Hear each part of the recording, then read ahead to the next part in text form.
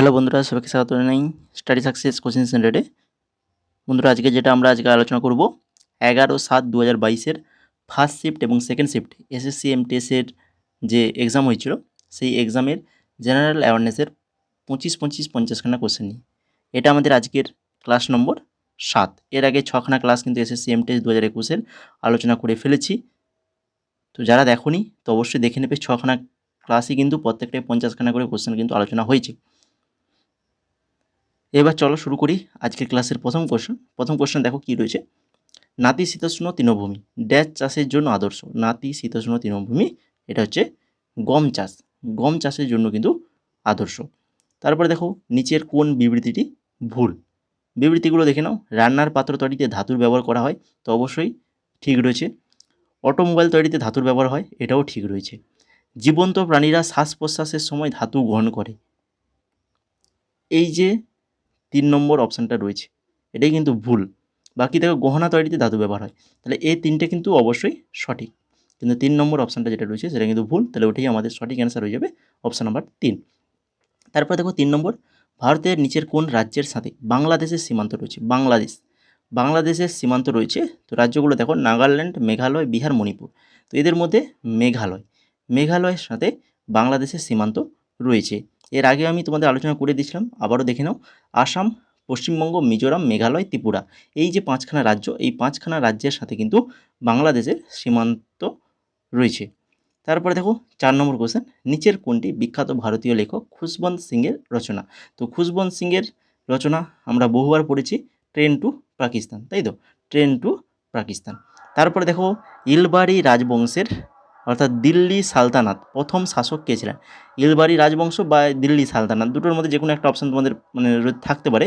তো এখানে দুটোই একসঙ্গে দিয়েছে, তাতে তোমাদের সুবিধা হলো। তা কি দুটো দেওয়ার সঙ্গে তোমাদের কিন্তু সুবিধা হলো, ইলবাড়ি রাজবংশ আর দিল্লি সালতানাত, দুটো মনে রাখবে। তো এর প্রথম শাসক ছিলেন কে? প্রথম শাসক ছিলেন হচ্ছে কুতুবুদ্দিন আইবক। অপশান নাম্বার 1 সঠিক আনসার। তারপরে দেখো 6 নম্বর, ভারতীয় সংবিধান ড্যাশের সংবিধান থেকে সংবিধান সংশোধনের পদ্ধতি ধার করছে। সংবিধানের যে সংশোধনী পদ্ধতিগুলো, তো এই পদ্ধতিগুলো ধার করেছে কোথা থেকে? না হচ্ছে দক্ষিণ আফ্রিকার সংবিধান থেকে ধার করেছে। এরপরে দেখো 7 নম্বর, 2011 সালের আদমশুমারি অনুসারে ভারতের শহুরে জনসংখ্যার শতকরা কত? শহুরে জনসংখ্যা শতকরা, এটি আনুমানিক পরিসীমা প্রদান করতে বলছে, আনুমানিকভাবে।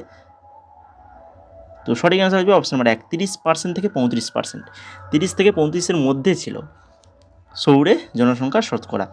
তারপরে দেখো খ্রিস্টপূর্ব 6ষ্ঠ শতাব্দীতে নিচের কোন মহাজনপদ গান্ধারের রাজধানী ছিল।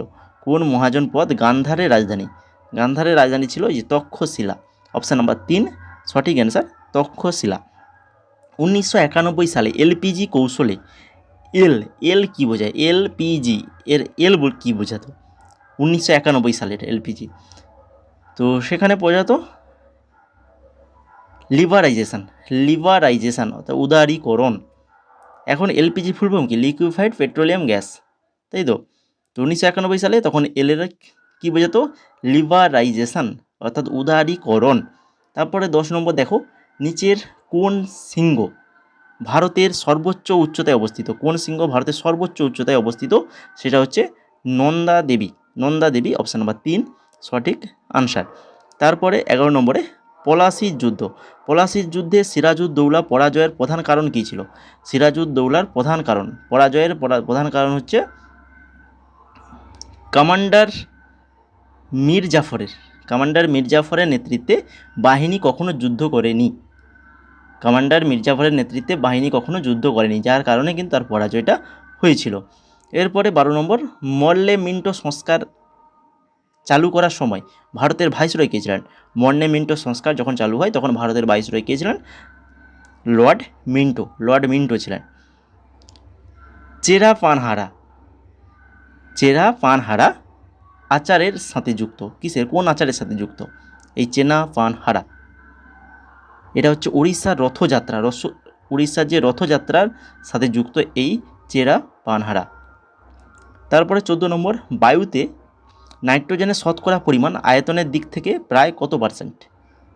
সব থেকে বেশি বায়ুতে কী থাকে? নাইট্রোজেন থাকে, তাই তো। তো সেই নাইট্রোজেনটা থাকে 78%, শতকরা আমাদের 78% কিন্তু বায়ুতে নাইট্রোজেন রয়েছে।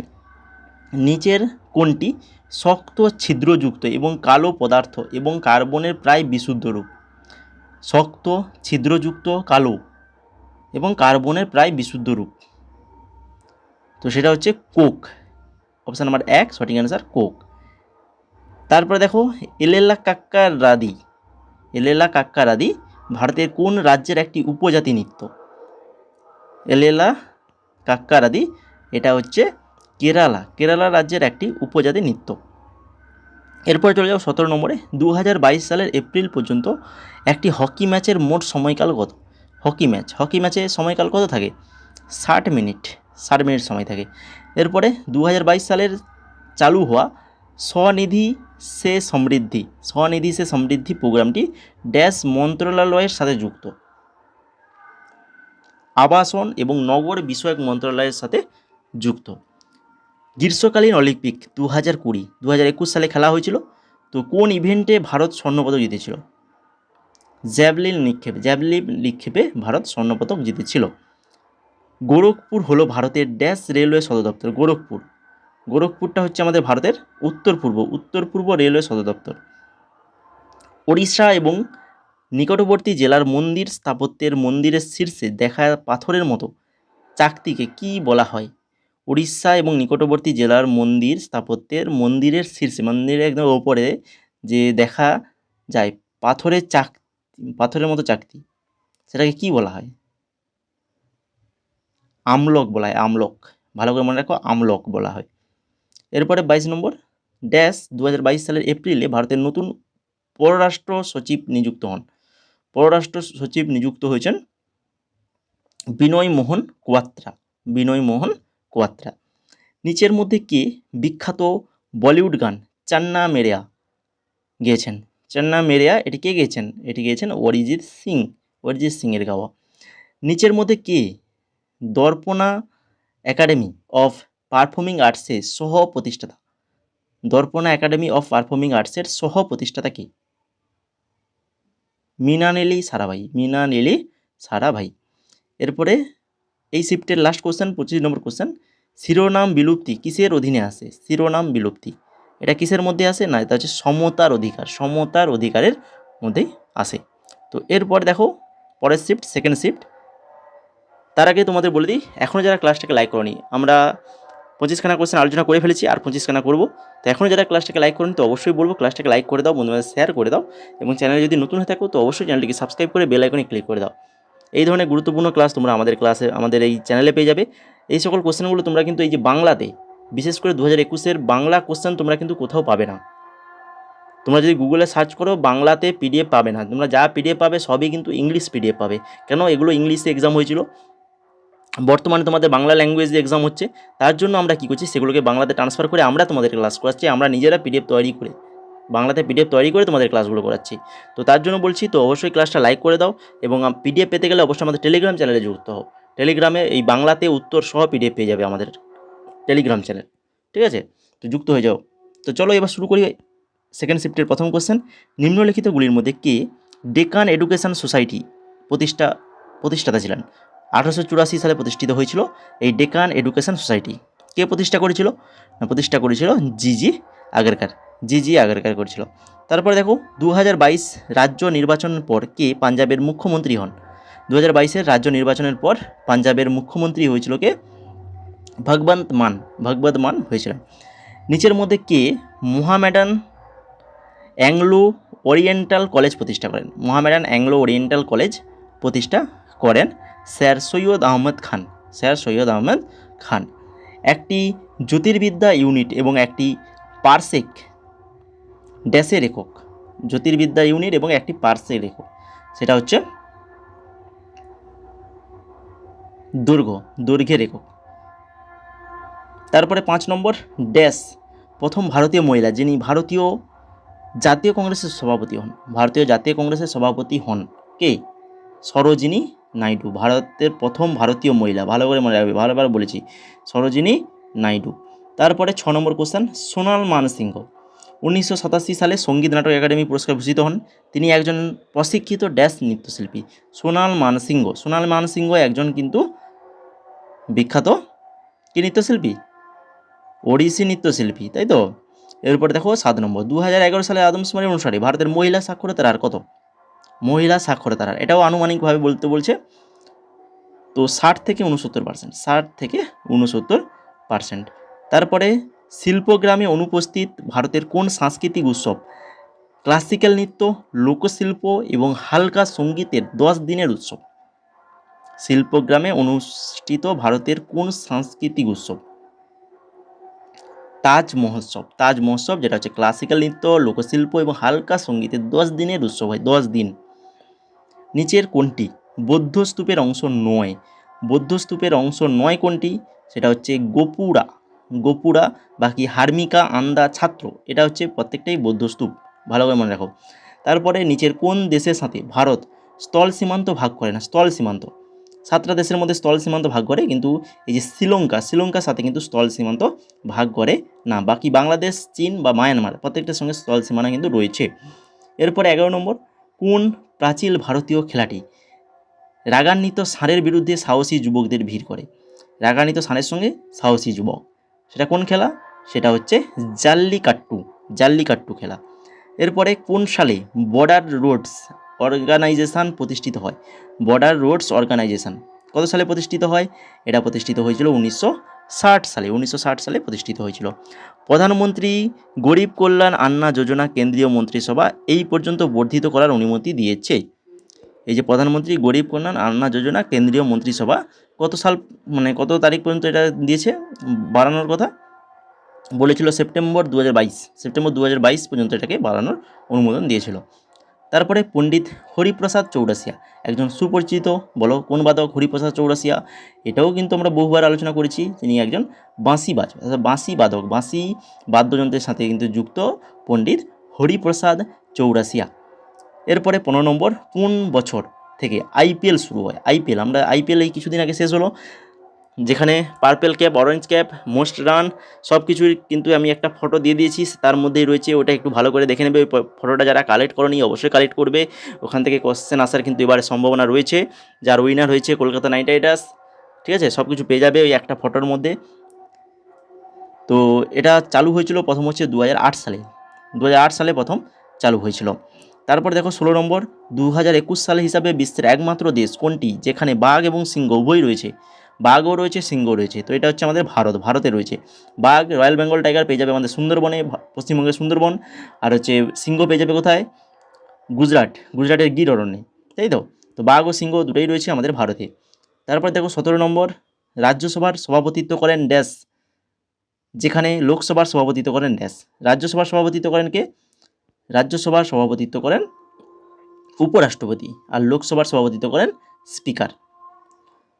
তারপরে 18 নম্বর, নিচের কোনটি মেরু প্রাণী নয়? মেরু প্রাণী নয় বলেছে।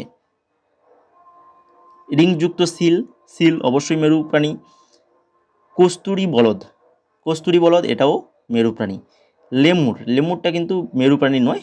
বাকি ওয়ালরাস এটাও মেরু প্রাণী। নিচের কোন বিবৃতিটি সঠিক? দুটো বিবৃতি রয়েছে, অ্যামিবা সিউডোপোডিয়ার সাহায্যে তার খাদ্য গ্রহণ করে, আর অ্যামিবা ক্রমাগত তার আকার এবং অবস্থান পরিবর্তন করে। তো 1 এবং 2 দুটোই কিন্তু এখানে সঠিক তথ্য রয়েছে।